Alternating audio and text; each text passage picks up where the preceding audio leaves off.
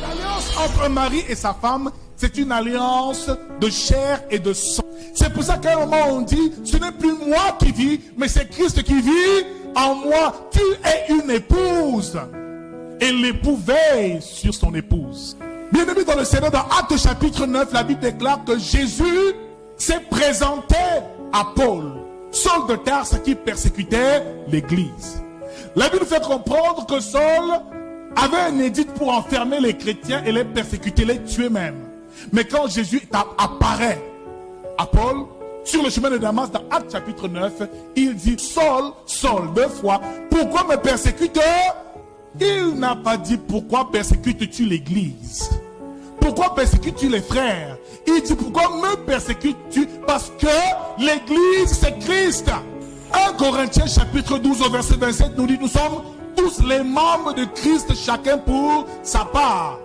Donc l'église est le corps de Christ. Donc, bien aimé dans le Seigneur, celui qui s'attaque à l'église, s'attaque à Jésus-Christ lui-même. Car Jésus est jaloux de son église. Il dit, Saul, Saul, pourquoi me persécutes-tu? Parce qu'il persécutait l'église, les chrétiens étaient persécutés. Et plus ils étaient persécutés, plus la gloire de Dieu se manifestait au nom de Jésus-Christ. Pour moi, Apocalypse 19, verset 7, tu prends la référence s'il te plaît. La Bible dit ici, réjouissons-nous et soyons dans l'allégresse. Et donnons-lui gloire, car les noces de l'agneau sont venues, son épouse s'est préparée. Son épouse s'est préparée et il lui a donné de se revêtir d'un fin lin éclatant pur. Car le fin lin, ce sont les œuvres justes des saints. Au verset 9, et l'ange me dit, heureux ceux qui sont appelés, dis avec moi, heureux ceux qui sont appelés au festin de noces de l'agneau. Ce qui veut dire qu'ici, le premier festin sur terre, c'était la Sainte Seine, le partage et la communion fraternelle avec les frères. Ils ont mangé la chair et le sang de Jésus. Ce qui veut dire que Christ s'est incarné pleinement en eux. Les deuxièmes noces se passeront lorsque Jésus va venir enlever l'église.